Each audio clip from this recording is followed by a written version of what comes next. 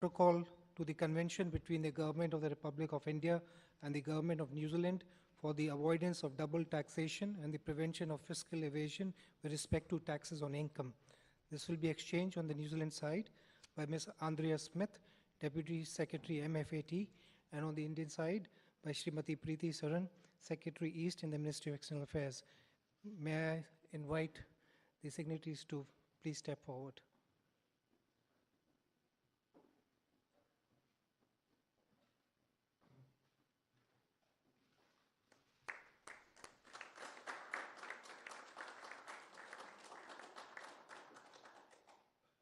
The second document to be exchanged is an MOU between the Ministry of Youth Affairs and Sports of the Government of the Republic of India and Sport New Zealand of the Government of New Zealand on cooperation in the field of youth affairs and sports, to be exchanged on the New Zealand side by His Excellency Graham Morton, the High Commissioner of New Zealand to India, and on the Indian side by Shri Rajiv Yadav, Secretary, Department of Sports.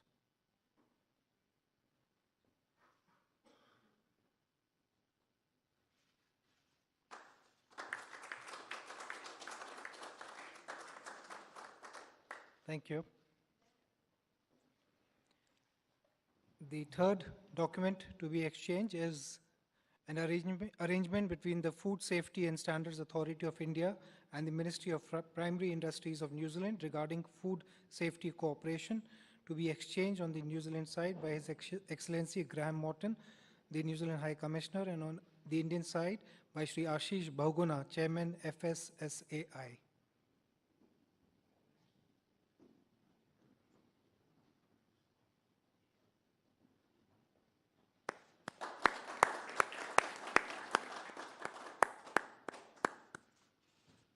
Thank you. This concludes the exchange of agreement ceremony. I now hand over to my colleague, Shri Vikas Swarup. Good afternoon, ladies and gentlemen. We will now have press statements by the two leaders. May I first invite Prime Minister of India, Shri Narendra Modi, to deliver his press remarks. Your Excellency, Prime Minister John Key, members of the delegations, members of the media, I am delighted to welcome Excellency Key to India. Excellency, I am told that it is now a regular feature for the New Zealand Parliament to celebrate the festival of Diwali. And you yourself have participated in several of these festivities. So it is a particular pleasure to receive you in India during the festive season. Friends, Prime Minister Key and I have met several times on the sidelines of multilateral summits. And today, it is an honor for us to welcome Excellency Key in India on a bilateral visit. In a little while from now, our cricket teams will take the field in Ranchi for the 4th One-Day International. In many ways, some of the cricketing terminology reflects progress in our bilateral linkages.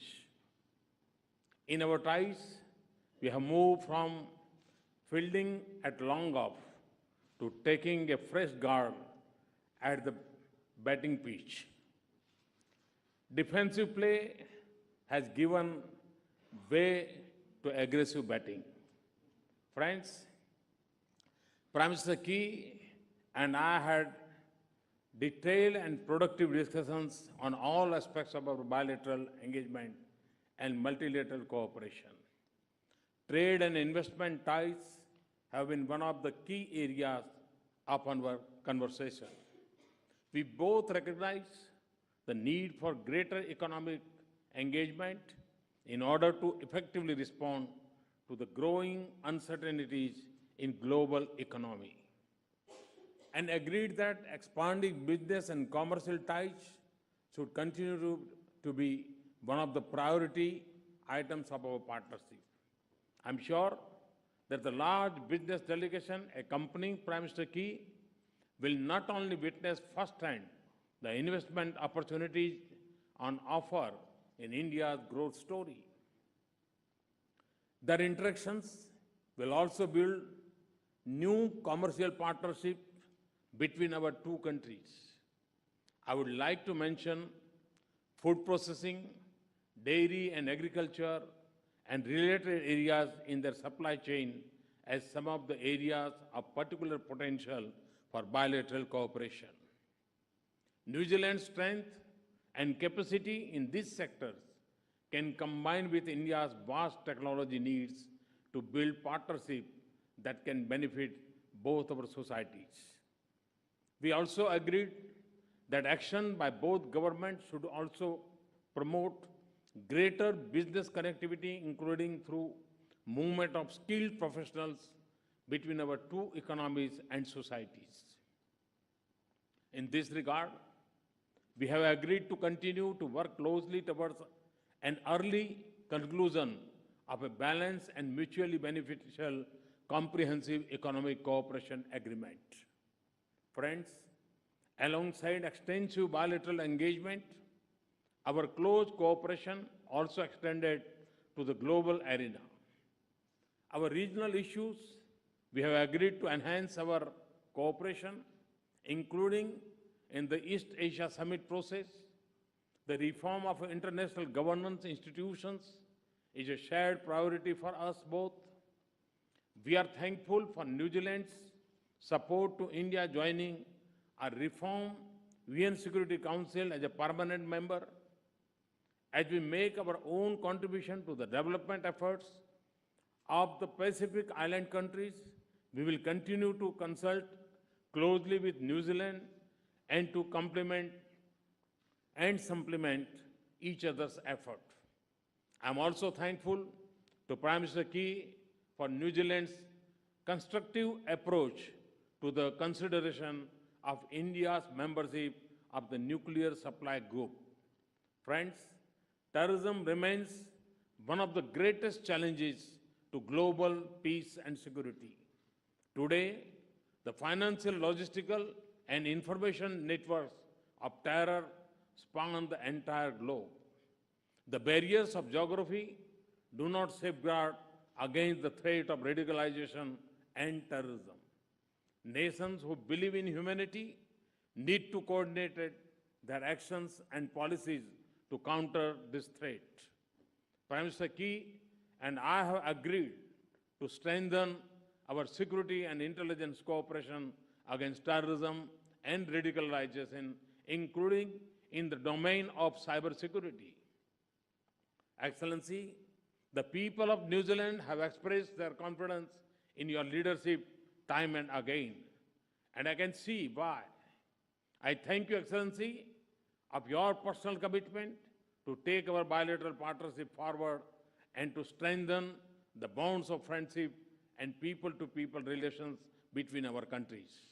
Once again, I extend a warm welcome to you and your delegation and wish you a productive and successful visit to India. Thank you. Thank you very much. I thank the Prime Minister for his statement. May I now invite Right Honourable John Key, Prime Minister of New Zealand, to deliver his press remarks. Kia ora tātou, namaste, Sri Akal. Prime Minister, can I thank you for the invitation to be here in India. This is my second visit as Prime Minister, the last one which took place in 2011. So it's great to be back in the last 5-year period. Of course, India has undergone tremendous change in growth and development. And as I said in our discussions, Prime Minister, we welcome you to pay us a visit in New Zealand.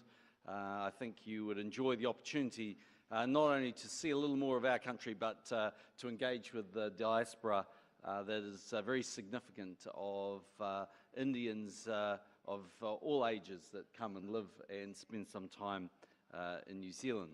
Of course, as you say, India is in the process now of celebrating Diwali, the Festival of Lights, the triumph of good over evil.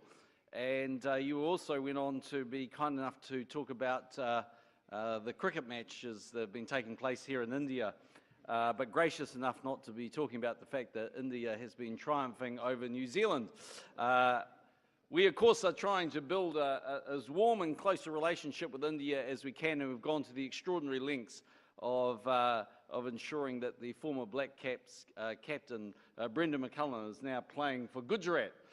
So we are truly committed to the relationship between New Zealand and India. We had a very productive meeting today. New Zealand and India already share a strong and growing relationship which we believe can go from strength to strength. Today, the Prime Minister and I discussed a range of new initiatives which will help in this regard. We agreed on ways to work more closely together in areas such as food safety, cybersecurity, education and customs. This reflects the broadening nature of our relationship, which is underpinned by growing trade ties.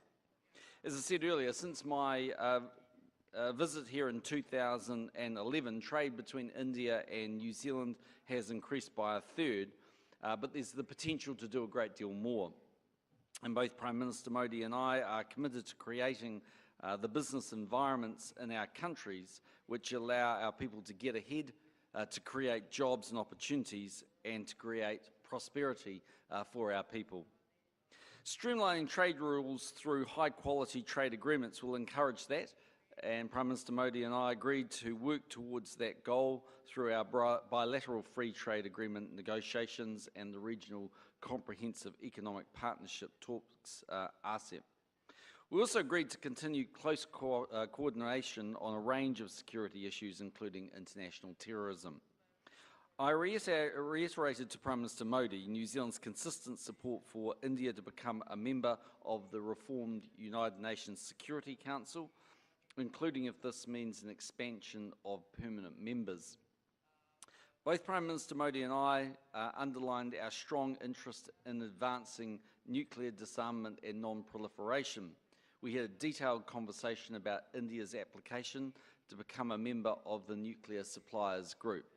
I acknowledged the importance to India of it joining the NSG. I also stated that New Zealand would continue to contribute constructively to the process currently underway in the NSG to consider India's membership. New Zealand is committed to working with the NSG members to reach a decision, and as soon as possible. This has been a very productive meeting. Once again, Prime Minister, can I thank you and your government for the hospitality and the discussions we've had. We have a genuine interest in India's success, and we intend to remain true, honest and engaged friends. And can we congratulate you on all that you've achieved in your time as Prime Minister. I thank the two leaders for their statements. Ladies and gentlemen, this concludes the joint press briefing. Thank you all.